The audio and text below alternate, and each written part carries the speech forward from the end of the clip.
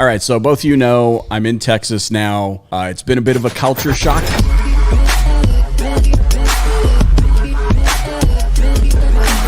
This is Auto Collabs. Especially coming from Canada, where a large dealership, you can pass it in about a blink of an eye. You're driving past it and it's like, oh, there it was. Large in air quotes. Yes, there have been several occasions driving down the freeway in the Dallas Metroplex that I'm like, oh, there's a Chevy store that just keeps going and going and going It's and the going. same Chevy store still, kids. Same Chevy store, and you feel like you've passed through municipalities, but you're still like this thing. It could be the size of the town that I grew up in. Lo and behold, it is where our guest today works. Of course, I'm excited to dig into his conversation and learn a little bit more about what he's got going on over there. None other than the man, Eric Hall. You guys have gotten to know him quite well over the past, few months here? Yeah, it's one of those kind of pandemic introductions, I think, through Clubhouse for me. And me too. And one of the things that is really what I love about Eric is he has an extremely selfless personality.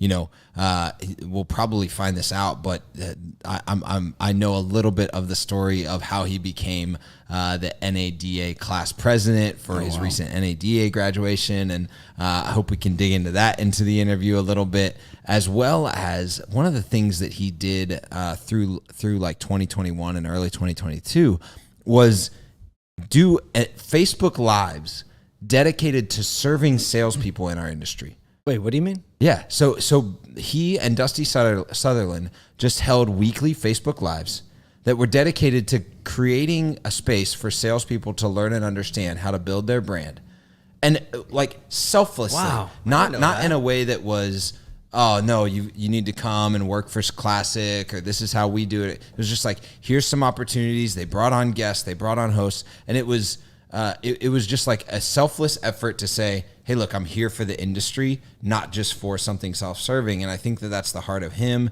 and the team at Classic. So, I mean, let's just get into the interview because I want to hear the story behind the story. All right, we are hanging out with Eric Hall, the internet director of, the highly debated whether or not it is the largest Chevy dealership in the country. Some people they're number one, other people they're number 5. We could let Eric talk about that, but Classic Chevrolet, and excited to have you. Thanks for joining us today, man. And it's truly an honor. I appreciate you guys giving me the opportunity. So Eric is definitely one of those, longtime listeners, first time caller type thing in the ASOTU world. But I'm really excited to have him, and he's going to be a part of ASOTUCon in September and be a part of the session schedule and the content there. And I just love Eric. One of the things that I love about you is you're just always willing to just be there to help, right? There's no pride. There's no, you've done some stuff on Facebook to even just like draw together a community to tell some stories and to give some feedback and support salespeople. So I really appreciate that about you. I'm going to give one more bio thing. He was a recent class president of a GM school at NADA. Wait, hold on. I didn't realize they have class president. Were you elected?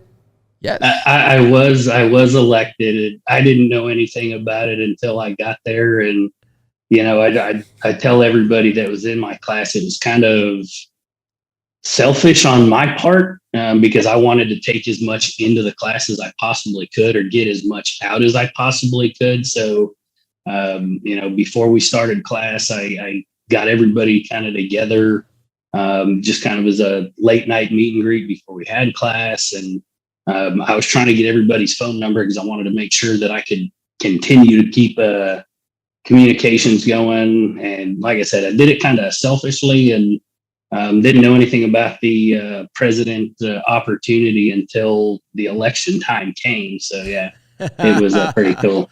So did just being president before he actually was. That's exactly. I mean, that's like good leadership principle, right? You give the responsibility to someone who's already doing it, right?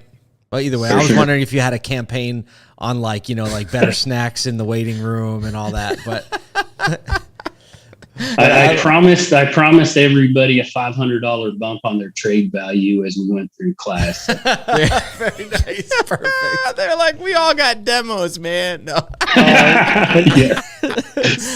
Sorry, I had to stop it there. I had no idea that was a part of Dealer Academy. No, that's so good. That's so good. So, Eric, we want to hear just, for everyone that's listening and for you and myself and Paul, just kind of like, where was your start in auto? Was it sales? Was it service? Was it internet? What, where have you been and how did you get into the industry and where have you been since then? Yeah, no, I got into the business about 20 years ago, just after 9/11. I worked in advertising prior to that.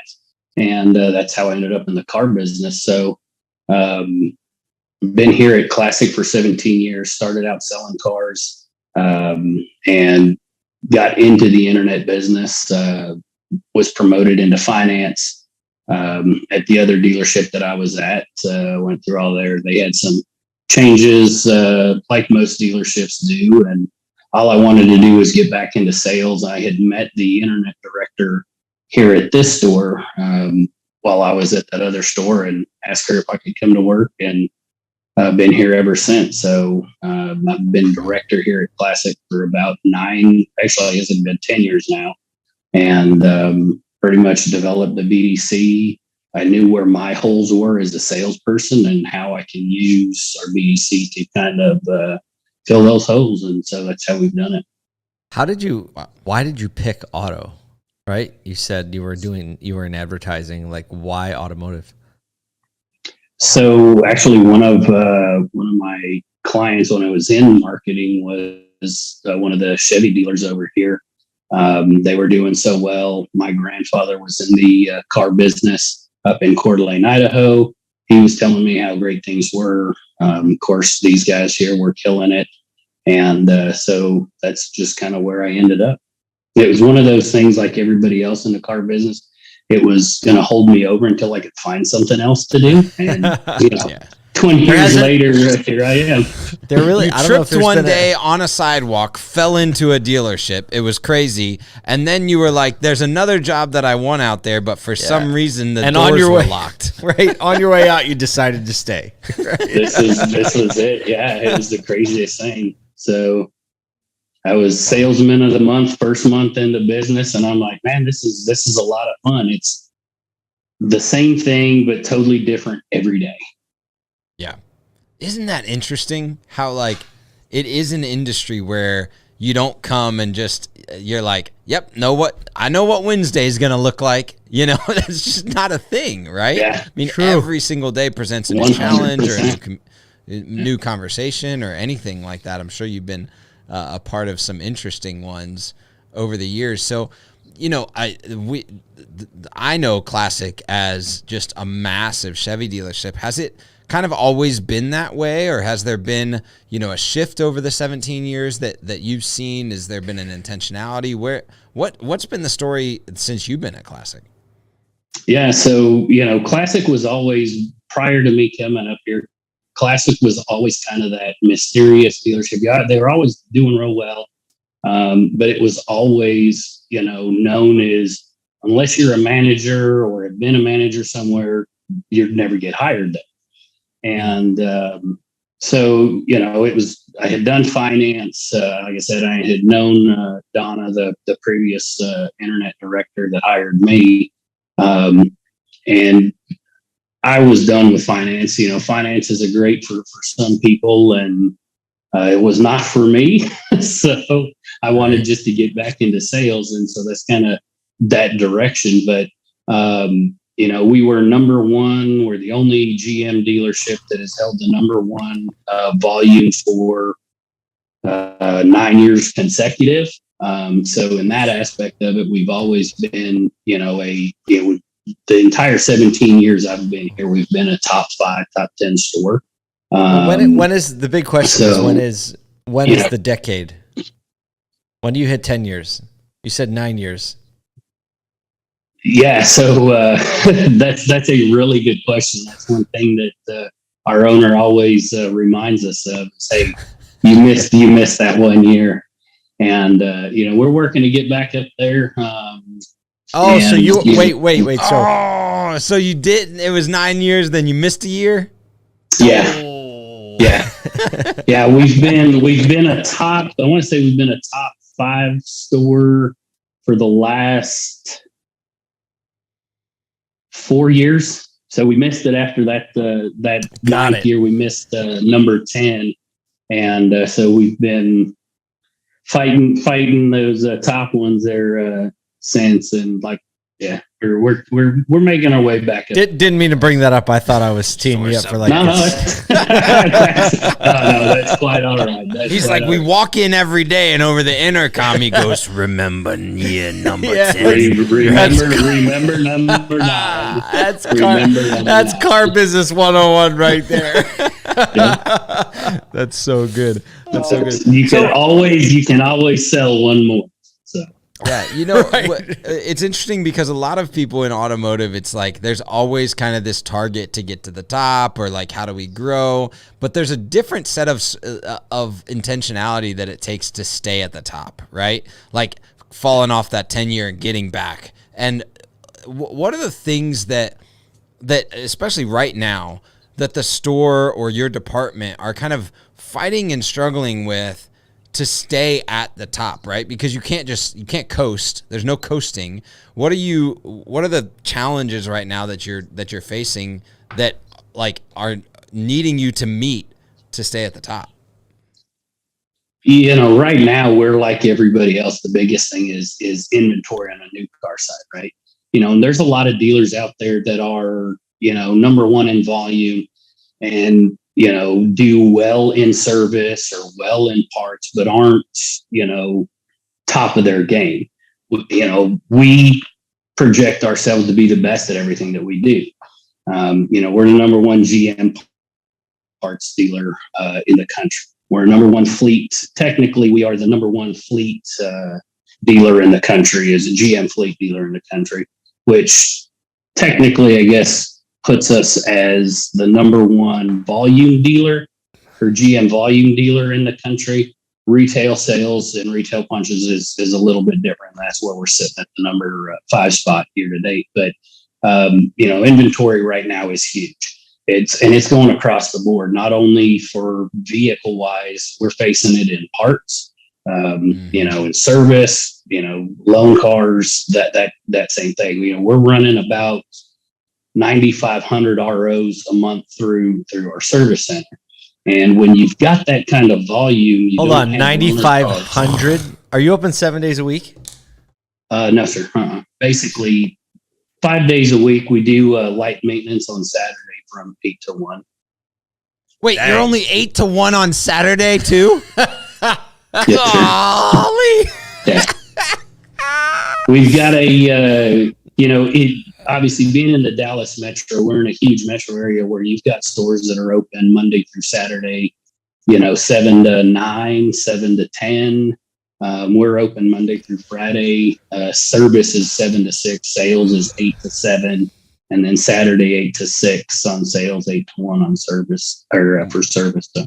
Wow. That is like a lesson in efficiency right there. Now there's staff that comes along with that, right? Big time. But you have to be executing things at like a top level. I don't care how much staff or how many people or how much space you have to do all that. There's an efficiency matrix that goes into operating at that level at a whole dealership. And I'm sure, is it just constantly working as a leadership and management team to find those efficiencies in your day? Constantly. And that's probably the biggest thing for us is making sure the team is not only performing, you know, at their top level, but doing it in a way that everybody's cohesive, everybody's happy. You know, of course, we're just like every other dealer. You're going to have those moments and, you know, issues between people and personnel. But that's really what we do as a leadership team is try to lift our team constantly, you know, pick up the deficiencies where they are and, you know, kind of clear the field for our crew, basically. What would you say is like over the last 12 months, obviously coming out of the pandemic, it's kind of this unknown territory where, we throttled back to a certain point. Now, you being in Texas, you didn't have to throttle back as much as, some people in other states did. You rolled a little bit more like normal. But obviously the inventory situation and all the other dynamics that are going on in the markets. What is the one thing in the last 12 months that you've, either you're proudest of that you put in place to make your operation smoother, or something you're most excited about that you're implementing right now? So the biggest thing for us, and Kyle kind of knows, because we take a lot of pride in our buying center tent. We, like everybody else, acquisition became kind of that number one priority for us. And our GM guy's just a phenomenal guy, done an amazing job kind of showing me that, sometimes you got to think outside the box when that box is not functioning. And, came up with the idea that said, hey, let's rent a tent, put it out by the service drive, and a couple of banners that say we buy cars. We got to figure out something. And, we started off with kind of a smaller setup, which eventually led us into buying an 80-foot by 30-foot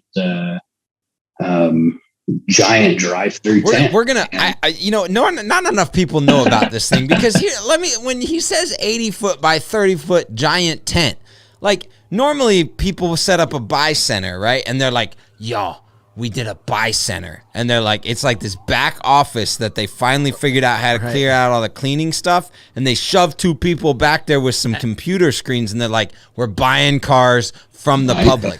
No, they only did it because it's Texas, right? You can't like shove people in a back thing. Gotta go like circus level tent size. I'll tell you a funny story about the tent that he may or may not have known. So we were renting this tent originally. We had to then consolidate our 80-foot by 30-foot and had to basically go down to a 20 by 20 because the people that we were renting it from had pre-rented it out for the Texas State Fair. So that's how big this, our tent literally was at the State Fair of Texas last year. So that's why we ended up having to buy it. But you got it back now. Oh, you ended up buying one. Bought your own. We bought it from them. Yeah, we ended up buying it from them because the rental fees that we were paying for it quickly exceeded the cost of it. Right. So it's 106 degrees out right now in Texas as we're talking about, with a real feel of about 112, and there's this 30 by 80 tent outside. What's going on in the tent right now? So right now, we've kind of winterized it a little bit and weatherized it, I should say. And in doing so, we've been buying everything. We've bought Bentleys, Rolls Royces. We've kind of become literally the regional buying center. We have dealerships literally that are across the street from us that send their people to get buy bids from us. No way. Craziest thing. Out of a tent. I can tell you stories that would blow your mind. Why would they do that? Tell me why they would do that. Perception is reality, right? I mean, we've got even some of our salespeople that think, we've teamed up with the guys from GimmeTheVin.com. So we've got one of their wholesalers that comes out every Saturday. And we've got some sales guys that tell their customers only bring your cars in to get appraised on Saturdays because they think that the bids are better through the tent. And that perception has kind of become a reality thing. And like I said, we buy more Highline vehicles than we ever had. And classic vehicles. Like things you don't even know are on the road anymore. It's like bring a trailer. Yeah. Ironically, you said that. That's where I was going. We bought a travel trailer from people, and it kind of sits on the backside of our tent now. So when it's 112, we have air conditioning. It's the greatest thing in the world. But we literally have our mobile office. So you have an air conditioned tent. Yeah. We moved the computers and everything into this travel trailer that sits just, we kind of opened up one of the sides of the tent, backed the travel trailer right up to it, and we kind of work through there now. You are single-handedly removing excuses left and right from everyone who says, I don't have the space, I don't have the ability to do it. There's somebody else in my area doing a buy center. You're like, we put up a tent and our competitors are sending their customers to us. If you build it, they will come, and they have. This is like the proof case of why brick and mortar stores still are like a big piece of what we're doing, because this is another place that you can find space. Look, nobody has inventory. So it's like, what are you going to do with the empty spaces? Put a big tent out there, put some signs on the thing, and buy some cars, right? Wow. It's the craziest thing. And we get customers to this thing. We've been doing it since April of last year. And we weren't really keeping a true number up until about July or August of last year. So I think we've got true records of about a year, and we've bought over 1,700 cars in that last year. So it's paid for itself, and a couple times. And what the craziest thing is, the majority, I would say, well over 85% of the cars that we buy are frontline ready stuff. That was my next question. Right. How many of those are you actually keeping? Well, because probably now people are like, they're shining those things up, right? It's like ready to go. Like, I'm going to get if I'm going to go there, I'm going to also get all the money, right? Yeah, for sure. And what's crazy is the amount of times customers tell us, man, I didn't know it was this easy. I didn't know you guys bought cars. Are you talking about, like, how do you talk about that in your marketing? It's all over our marketing. I mean, we've got great footage of, people coming through the tent, vehicles through the tent. I mean, I put up pretty much every Saturday. I'll do either a live or video stream of the cars that we're getting in. We take pictures of the customers coming through. We've done customer testimonials. So it's a huge message for. Are you getting any people like raising their hand, like, I'll take that one when it's ready? So funny story is, we've actually had customers offering to buy it from the people in the tent. Oh, like they're trying to cut you out. Yeah. You're like, that's fine. We just have a buyer's fee.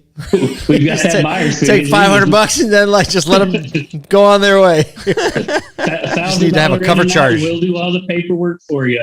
That's amazing. It's crazy. It's genius. Genius. We never know what we're getting into when we go into these conversations, which is why we like the long form conversation a little bit better. For sure. Look, a lot of people are watching and listening to these looking for the next level up or the next little thing they can implement in the store. I think you just gave a real practical way that excuses can go to the side and they can actually, a dealer could actually start down this path. What would your one word of advice to be if you get to speak to everyone else in the industry that's like in your position or just above, just below? What would you say their focus should be over the next 6 months? Wow. To me, it's still going to, at least for us, it's still in that acquisition mode. And, stuff's not really releasing. You've got OEMs that say, oh, yeah, we're going to be going into fourth quarter a little bit stronger with production wise. And Toyota, to me, Toyota is probably one of the best brands when it comes to logistics. And when they come out and scale their production numbers back again, that tells me that things are, not loosening them up as much as other people are saying. So the acquisition, is still going to be a huge one. And keeping, coming in 6 months, we'll be going into the end of the year. So holiday time, keeping your people aware, keeping your people, say happy, but, obviously holidays are a rough time for a lot of people, and sometimes we forget about those. So, being top of mind with your teammates and just being present for your people in general. Man, that's so good. It's like, what can you be thinking about now as a business to make sure that the holidays for your people, for your community, for everyone around are well taken care of, because there's some careful planning that goes into that, right? There might be some accruing some funds to make sure that people are taken care of, or year-end bonuses, or the right Christmas party, or maybe someone struggling in and amongst you. Like, what are you doing right now to prepare to take care of your people in the next like 4 to 6 months? Yeah. That's astute. I don't think I've ever thought of I've never asked that. Someone's going to tell me what to do to take care of their people in 6 months from now, and that is, I appreciate that. That was a bold and very well timed answer. I appreciate it. Well, Thank you. Eric Hall, Classic Chevrolet, thank you so much for spending a few minutes with us. We can't wait to hang out with you at ASOTUCon. And I'm looking forward to it. So it's going to be a great time. Well, thanks for being here with us today. We'll talk to you soon. Thanks, guys. Take care. So it's easy for people to think because their store isn't that big that the person doesn't have any input. Like, they can't speak into their situation because you don't know how it is, because you have this big store with all these resources in a major market. I think Eric just gave us some really, really practical ways to get excuses out of the vocabulary, especially, I mean, selling that many used cars out of a tent, buying the types of cars that they're buying out of a tent in Texas, like that they rented from the Texas State Fair and then it became a thing.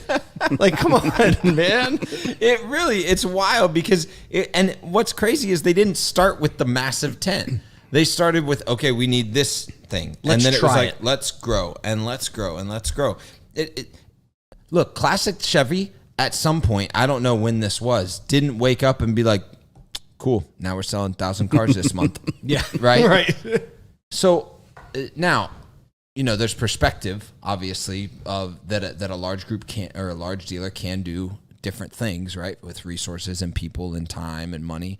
But the practicality of going from, starting in a place saying, hey, look, we just need to buy more cars. We need to solve this inventory problem. And then stepping into now where they actually own the tent, right? They didn't do that at the beginning. They didn't pop up one day and be like, everyone, we're going to buy a massive tent, and if it doesn't work, you're all fired. Yeah. Right? Not even close. They're just willing. I think it's just that mentality of being willing to try something. Let's try something. It's okay if it doesn't work. Yep.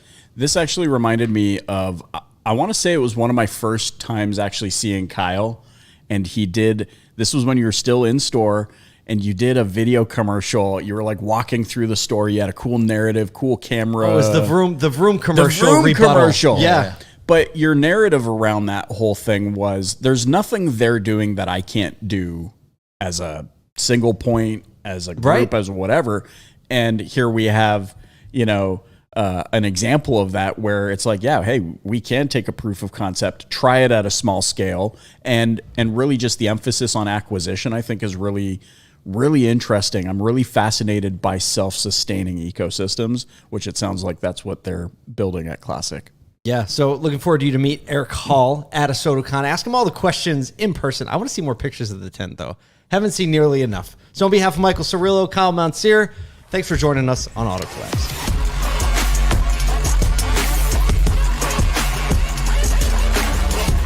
Welcome to Auto Collabs. Why are we recording?